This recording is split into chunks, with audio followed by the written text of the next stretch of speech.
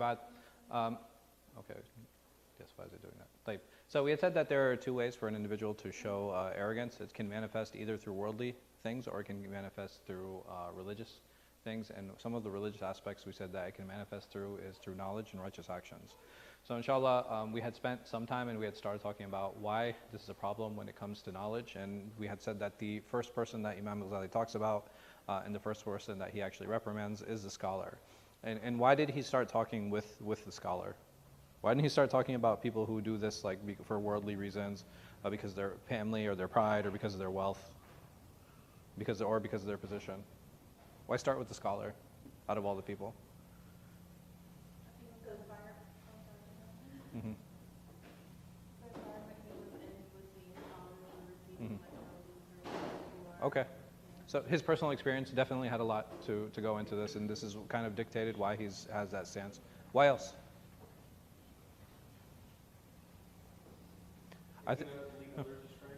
Right, because scholars have the ability to lead others astray. Absolutely, 100%.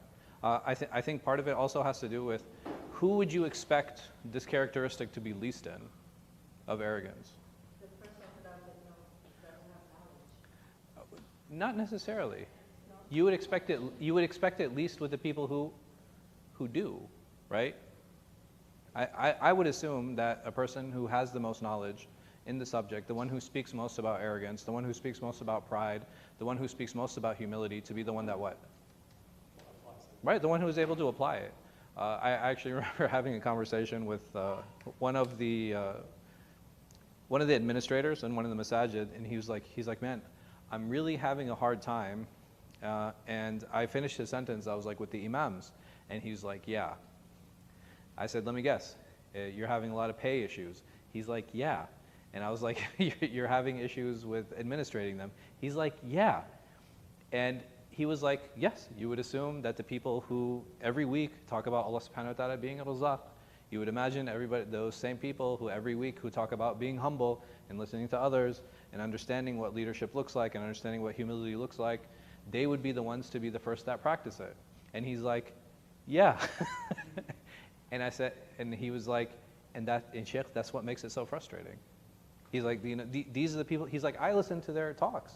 I listen to their khutbahs, and he's like, they're telling me and saying all these things, but when it comes to coming behind closed doors and when we start actually talking about negotiations and roles and responsibilities, it's all about, no, it should be like this and it should be like that.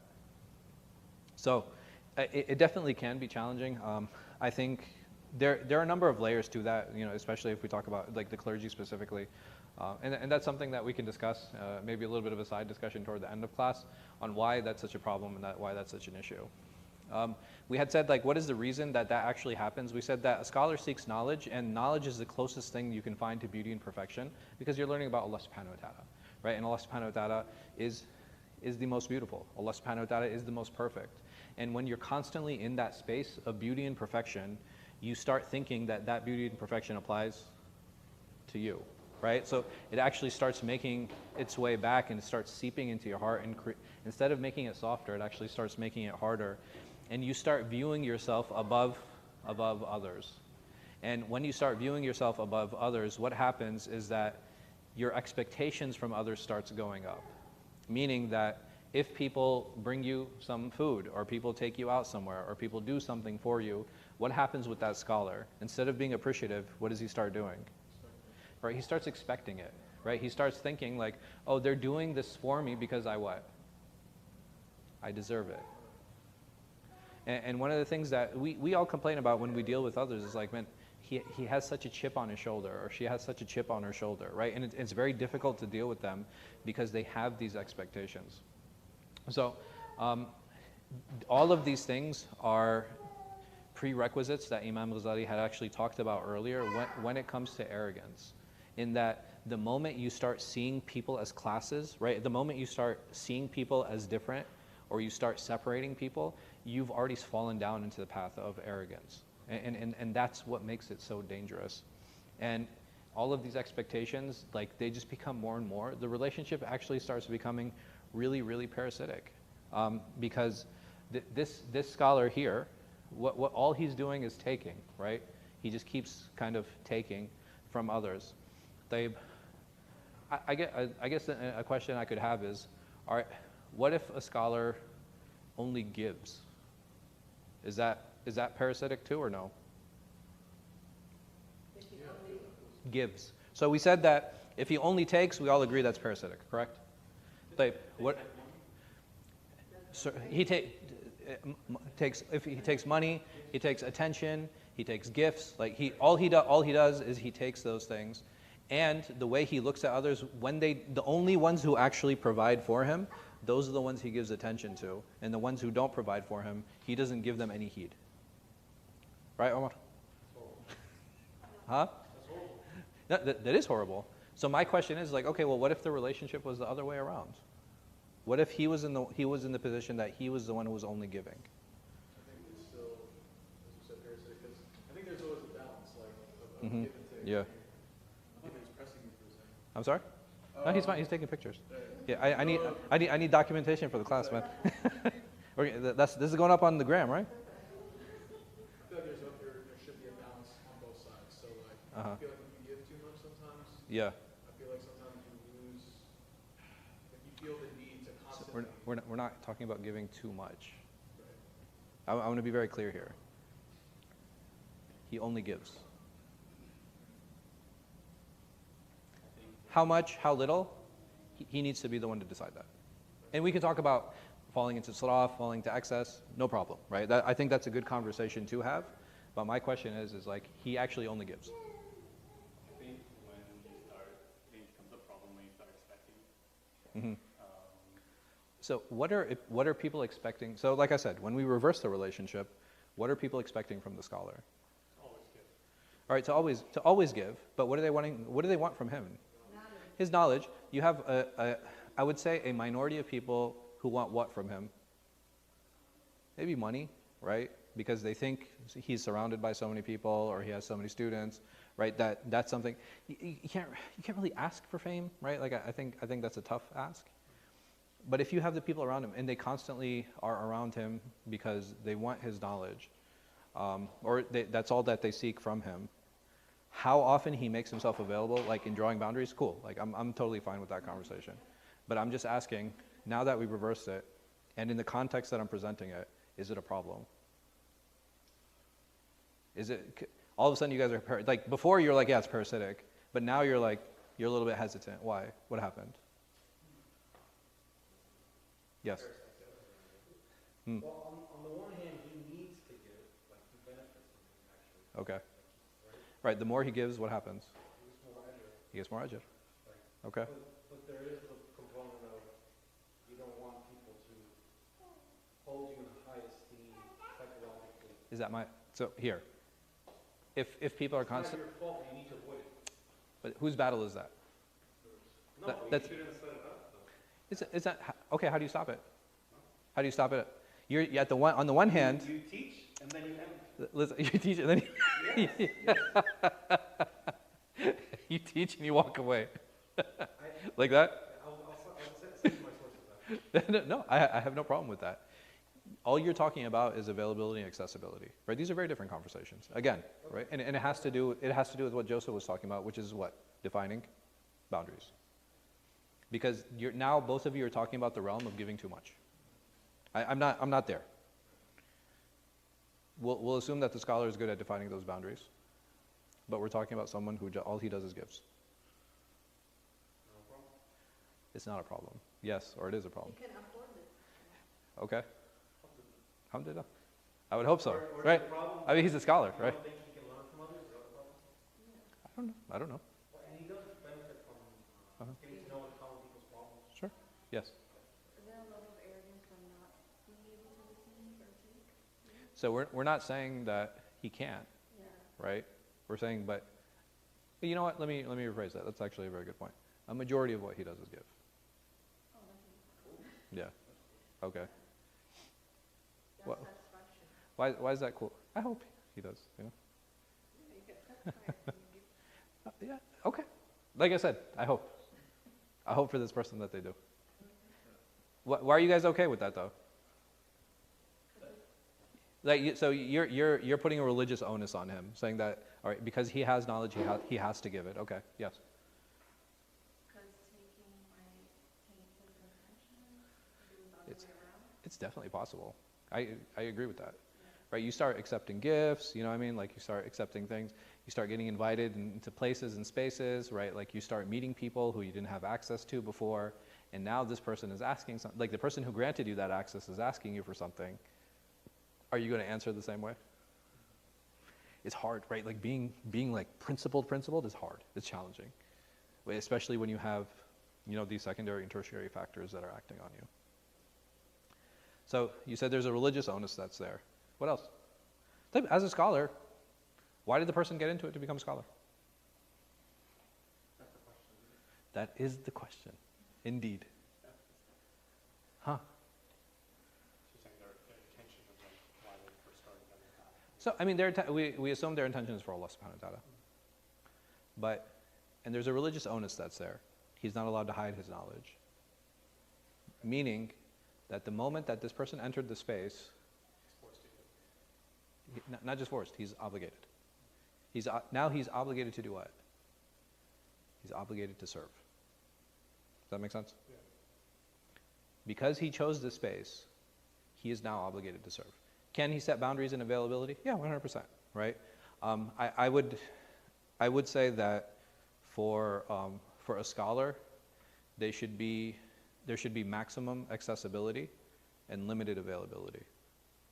You guys know the difference between the two? What's the difference between being accessible and being available?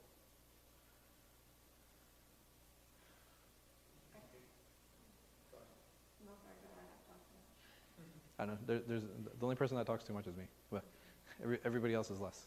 People get to you, Uh-huh. but they value you. Okay. Yes.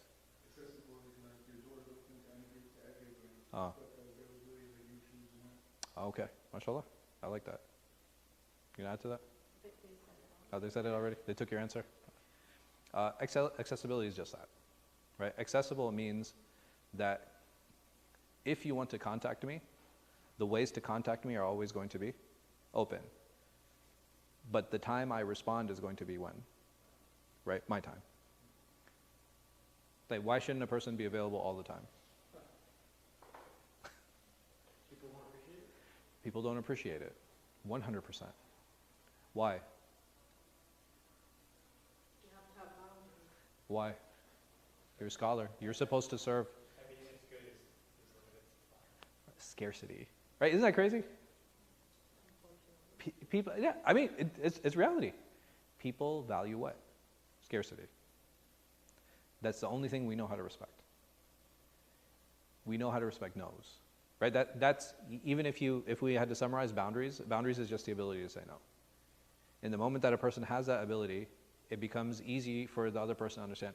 Because if I'm walking, what stops me from walking? What's good? Huh? There has to be a barrier.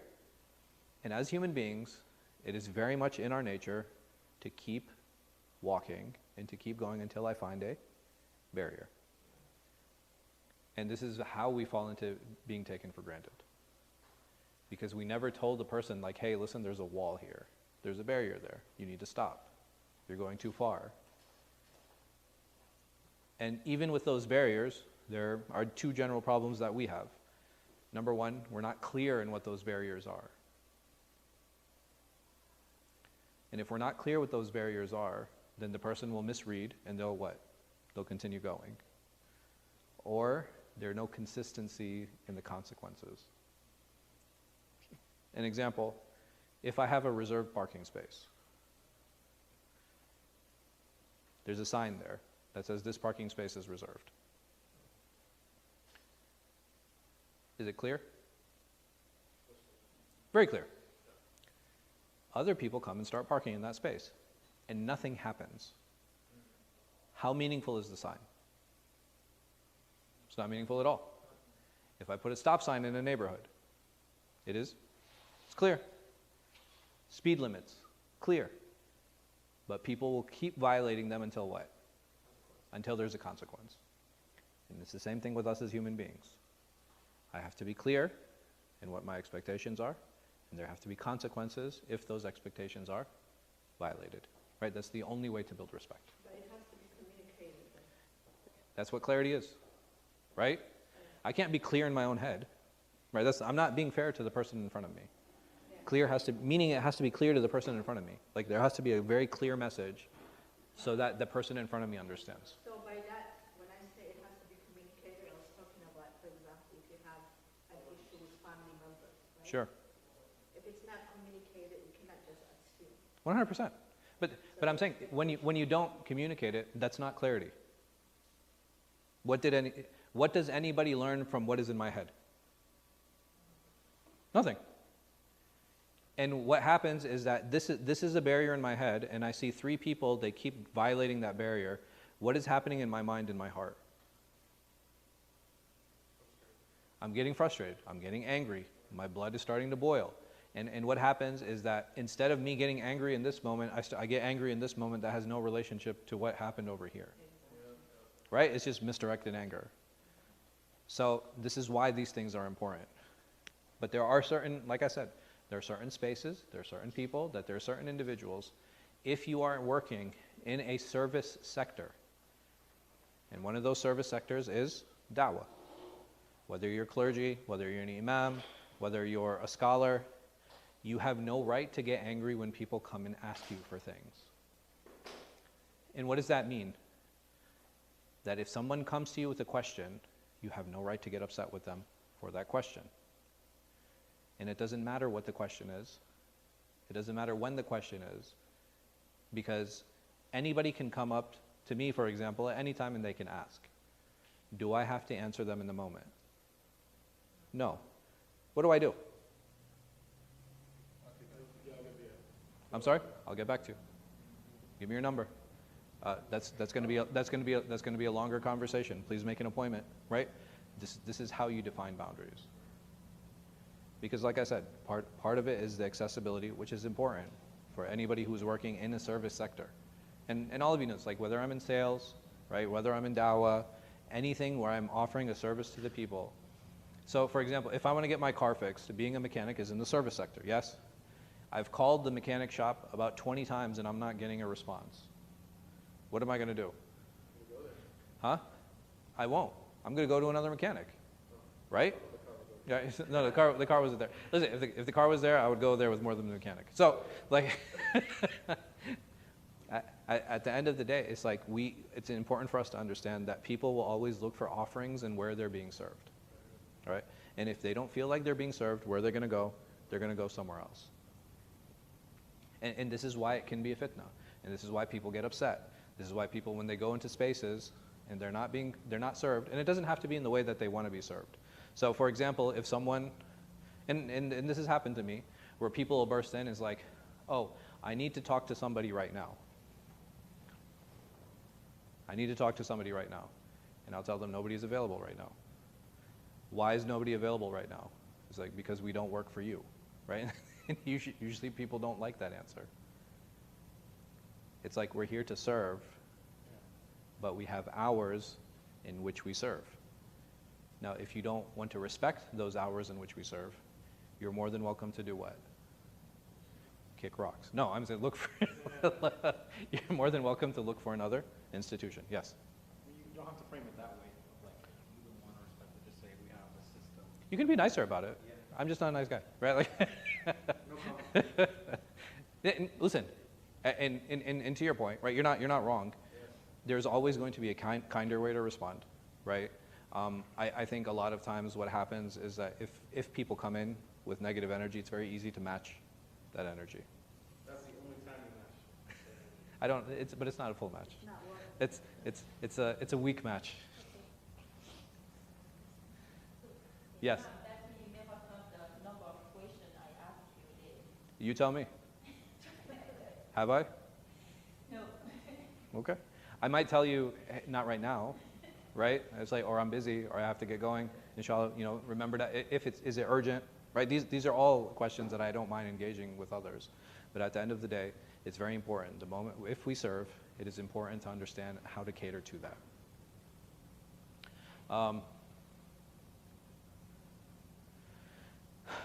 Abu Darda, radiallahu anh, he said, whoever increases in knowledge increases in grief. What does he mean by that? And we had touched on this last time. Yeah. Why? I guess the more you know, you find out that you don't know. All right, that's part of it, right? The more you know, the more you realize, like, there's no way for me to encompass all of this. 100%. What else?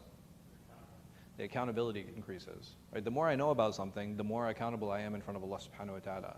And that's not something to be, like, we're not always happy about that. I think there's always this balance with seeking knowledge that I will say is there is a true, شو اللذة يا Alberto? اللذة. Not taste, man. It is taste, but like it's when you enjoy something, when something tastes good. Oh, yeah, enjoy. Enjoy? Yeah, okay. When you enjoy the taste of something, that's knowledge, right? That's what, savor, yes. Yeah. It's used in the Maliki book that you should not let them. Yeah. Speaking with the opposite gender. That's haram. Because they didn't speak to the right one. So there's, you should have that with knowledge, right? Like you should definitely enjoy seeking knowledge, right? It's something that brings happiness. It's something that brings joy. But because of the responsibility that's associated with, right? There's two different things. There's happiness in seeking it. Many times finding the answers to questions, even for ourselves. Every time we have a question about Islam, and it's something that might bother us, and then I find the answer for it, what happens in my heart?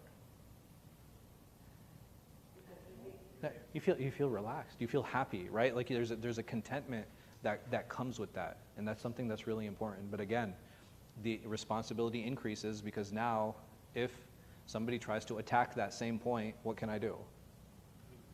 I can defend and I can respond. So,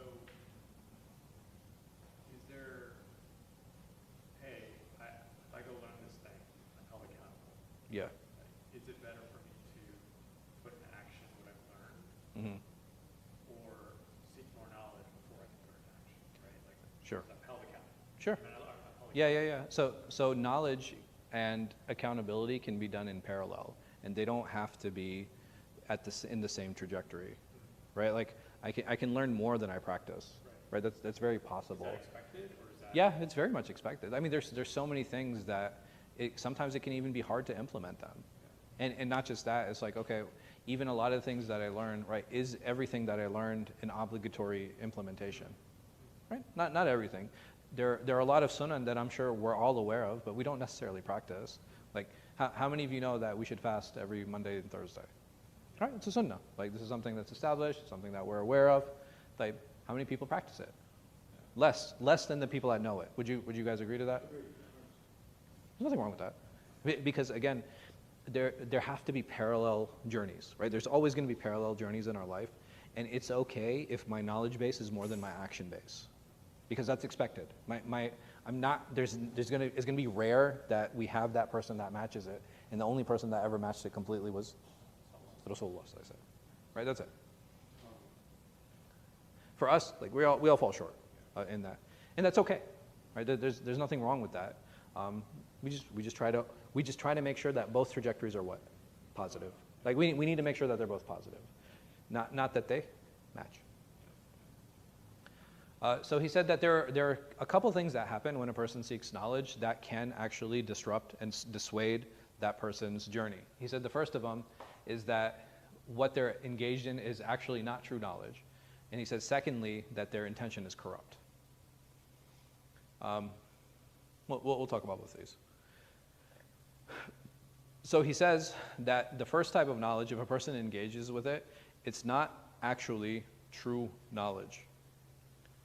We discussed this last week. We did? Okay. So like most all the stuff we've done. Okay, khalas, inshallah. The corruption, why would a person seek knowledge for the wrong reasons? Financial benefit. Okay, maybe financial benefit.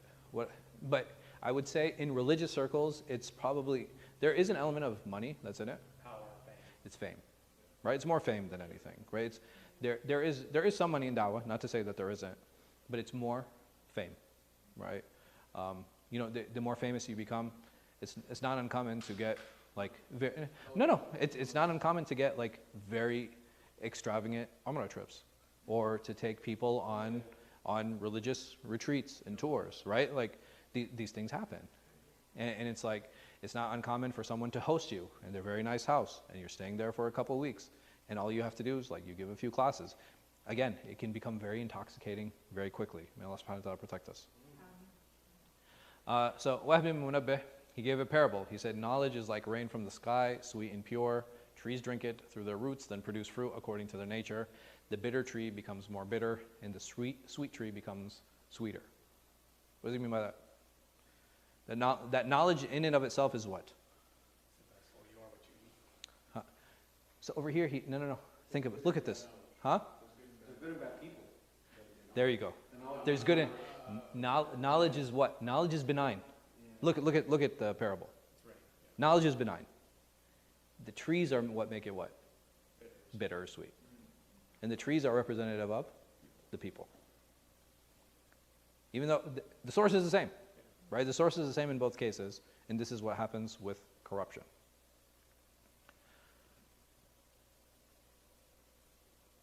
And if an individual is seeking fame, right? If they're looking for fame, if they're looking to become famous, and they gain knowledge, what happens to that drive? Does it lessen? If a person goes and they're seeking knowledge and they're starting to get all these followers, so they read a little bit more, why are they reading a little bit more now? So if a person has like 1 million followers, for example, why would they continue? To get more followers.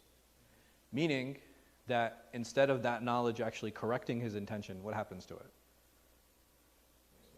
It makes it worse. And again, knowledge is something that is benign. Just like wealth. Wealth is something that is benign. And it's very easy to see on how these things can corrupt us. Exactly. I like that. Yes, Joseph. You had a question? Okay. So over here, the Prophet ﷺ, there's a hadith of the Prophet ﷺ, he said, lower your wing to those who follow you of the believers, and had you been harsh and hard-hearted, they would have dispersed from around you. This is an ayah from the Quran, Allah subhanahu wa ta'ala, where he says, لو كنت فظا غليظ القلب لانفضوا من حولك. Had you been hard-hearted and stern, then people would have turned away from you. He also describes his allies like, he says, رحماء بينكم أشداء على الكفار ورحماء بينكم. Right? He says that they're harsh toward the disbelievers and that they are humble toward the believers. The Prophet ﷺ, he also said that there will be a people who recite the Quran but will not go beyond their throats. They will say, we have recited the Quran, he is more learned than us, who is more knowledgeable than us. They are from your ummah, but they are fuel for the fire. What does that mean? That the Quran won't go beyond their throats. It doesn't reach their heart. That's good. And what are they doing with that information? What do they start believing about themselves? That they're better than everyone else.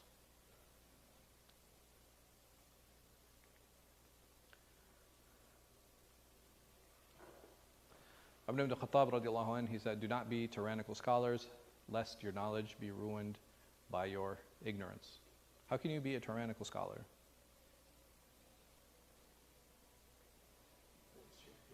Right, you start forcing your opinion on others. You're like harsh on others, easy on yourself.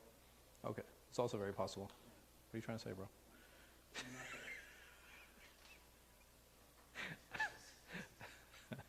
So, tyrannical scholars, they can either be hypocritical, right, in how they engage, or they can actually enforce their opinion on others.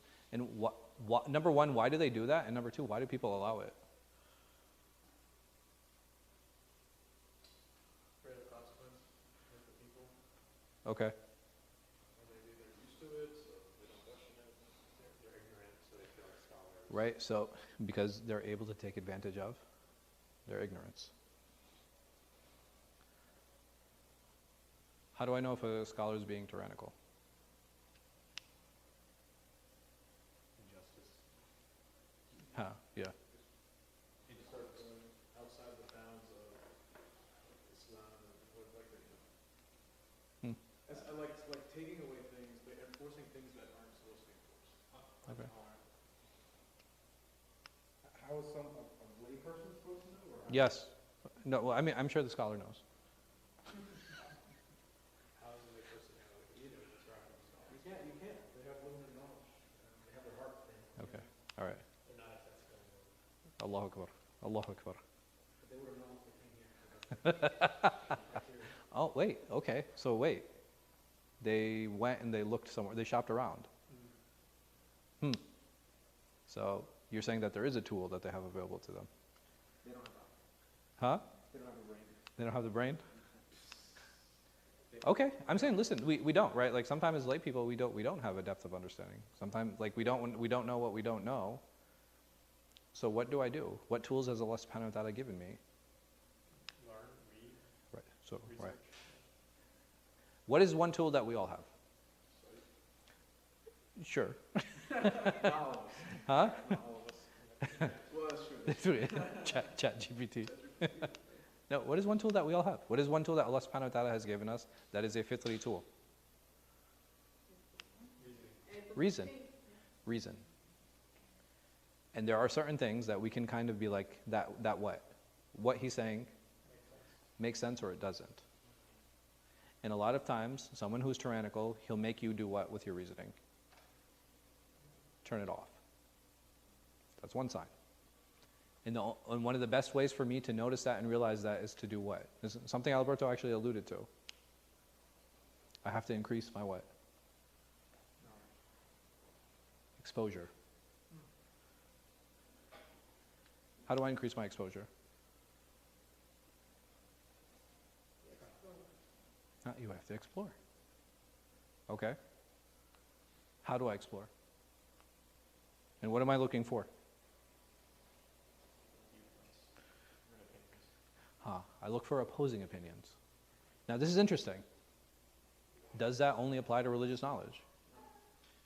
It actually doesn't.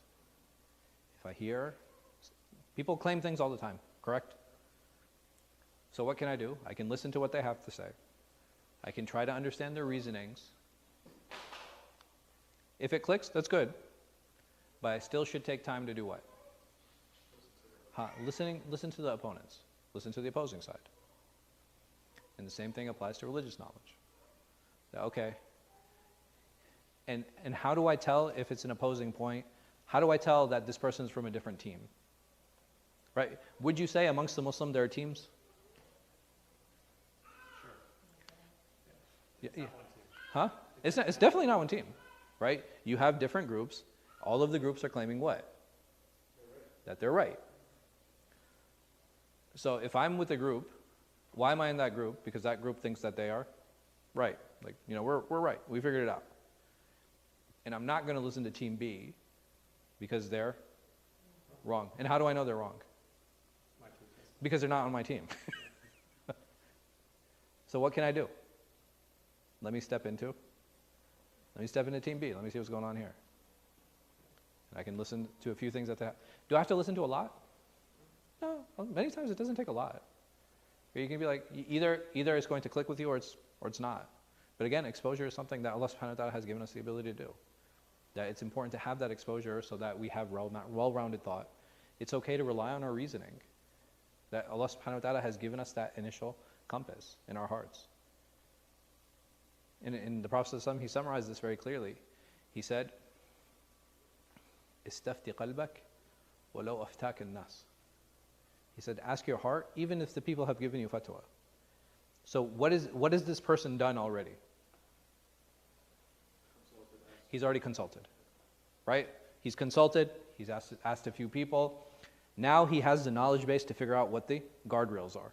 Does that make sense? It's like I spoke to these people, they've kind of set the guardrails with me. I have to make a decision now. So instead, before my decision was between here and here. And after speaking to these muftis, where's my decision? My decision is between here and here. So what can I do? Now I can kind of move around in this space and figure out what is it that is best gelling with my heart, and essentially, what does that look like? And when we say something, it's like, man, I really liked what Sheikh Ahmed had to say, or I really liked what Imam Khalid had to say. Why? Because when he told me it, what? It clicked, right? Think about the terms that we used. It clicked. It made sense, right? When he said it, I understood him. Are you guys, like, we've all done this, yes or no? Yeah. That's the only way to escape ignorance. It's the only way. Another way that we can find this tyrannical leader, another easy way for that, is the moment I question him, what's going to happen? He's going to shut me down.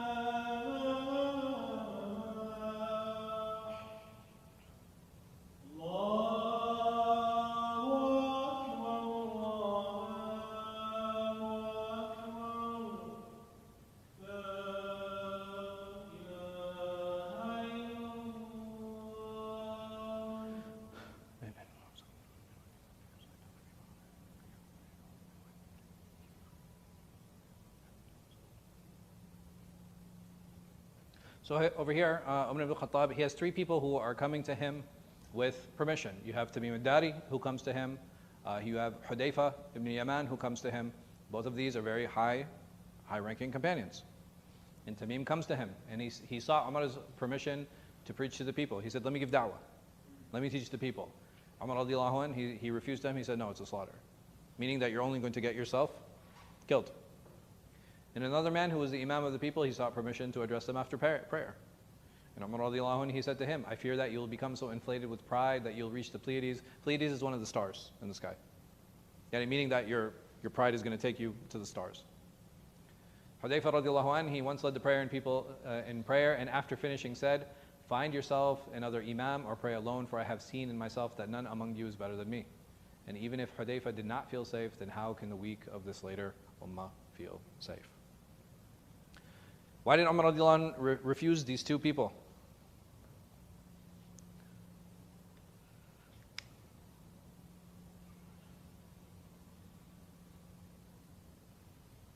What is the one thing that they had in common? Nah, I don't want to say they were arrogant. That might be a little bit premature.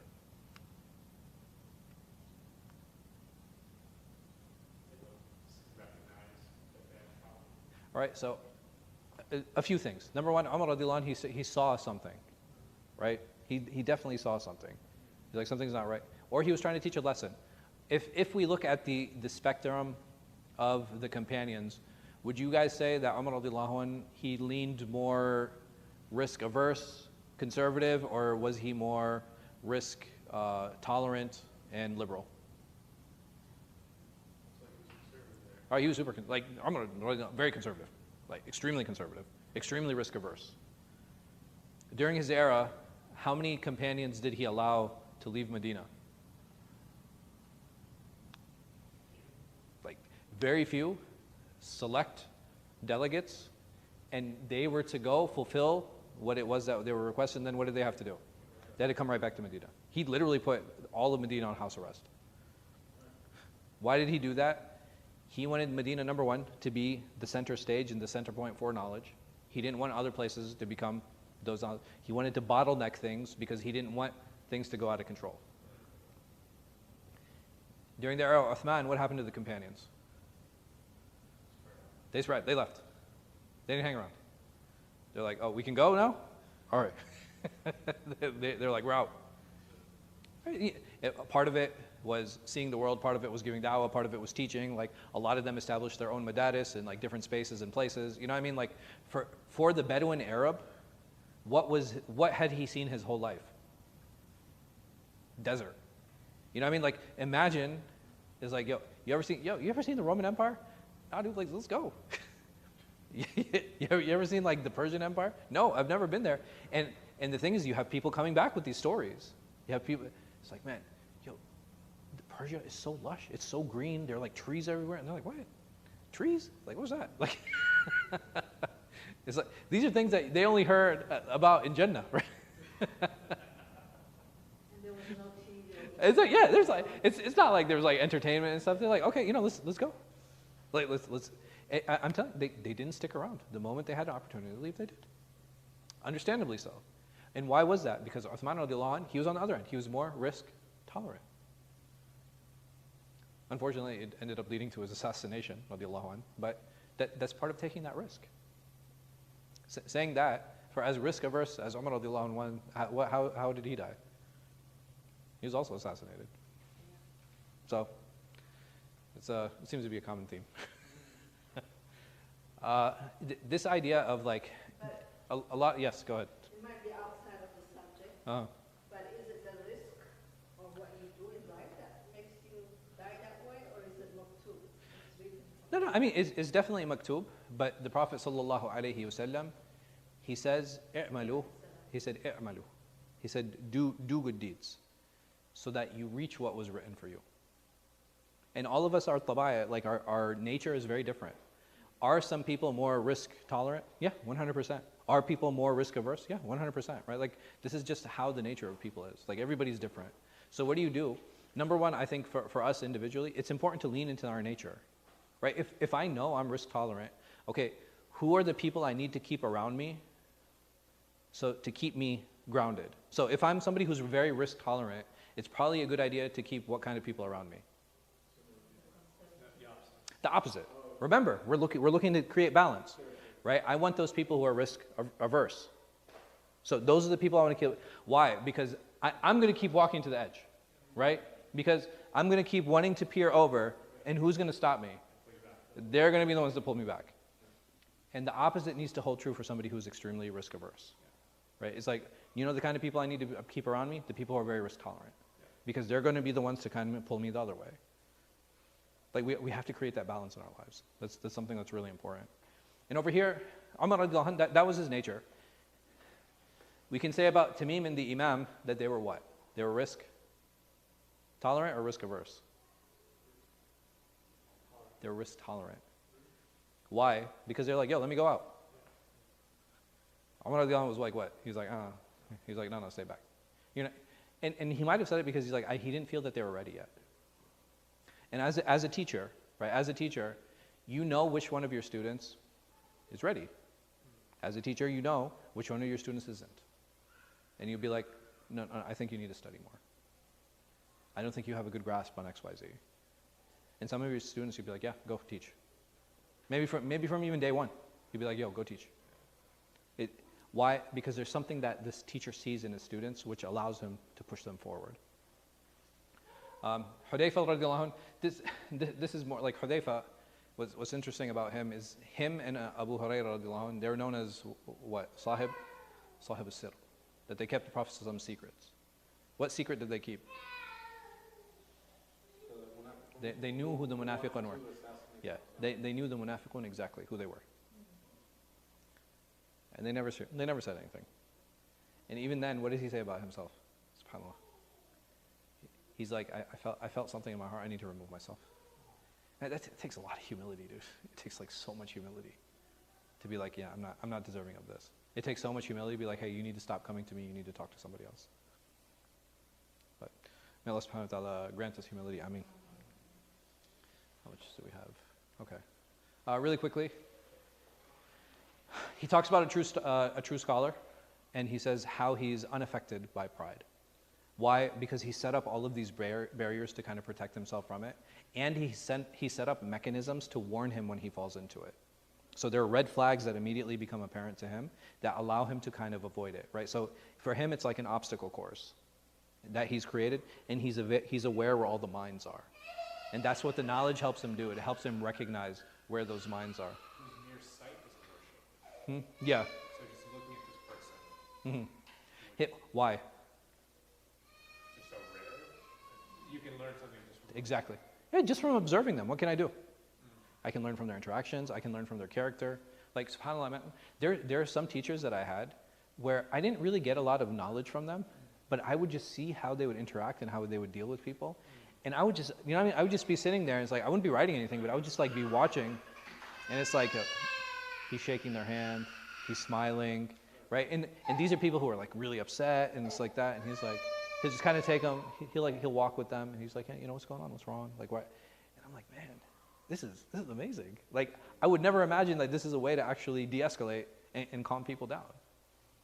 So that's why this is important. And that's why even looking at them is worship. Why? Because by observing him, and I'm learning something, and the moment I learn something, what happened to this person? He's getting reward for it. Because he taught something even though he wasn't actively teaching. And lastly, were it not for the Prophet ﷺ's glad tidings, there will come a time when whoever holds on to a tenth of what you will be upon will be saved. There's a hadith sahih actually concerning this. He said that there will come a people, he says, he's like, I wish I could meet my companions. And the companions were like, they're like, yo, we're right here. Like, what do you mean? And he said, no. He said, they'll come after you. He said, for them, these are my friends and my companions that haven't seen me. These are my friends and companions. He said, for them, holding on to their religion is like holding on to a hot coal, meaning that they're willing to go through the burning, seething pain just to be part of this ummah. And they have no idea who I am. Like, not in the sense that, you know, they don't know about him, sallallahu alaihi wasallam, but they've never met me. He said, these are the people who I long to see. And believe in him without seeing him. And like, these are the people who I long to see. So we ask Allah subhanahu wa ta'ala to deal with us according to what befits him, to conceal the ugliness of our deeds as his generosity and his bounty. So, like, effectively each generation? Or No, he's like, it's just like a general description, man. Like, it's a metaphor for like, they will hold on to significantly less than what you have right now. yeah. And because that's all they can hold on to, right? That's all that's been left for them. You know, they've been stripped away of so many things that just the fact that they're able to hold on to that, Allah subhanahu wa ta'ala will save them. Inshallah, deeds in worship, we'll talk about this next time. So before he talked about the scholars, now he's going to talk about the worshippers, that even worshippers can fall into this. And may Allah subhanahu wa ta'ala protect us from that. Wallahu a'lam wa sallallahu ala khayri khalqin, nabina Muhammad wa ala alihi.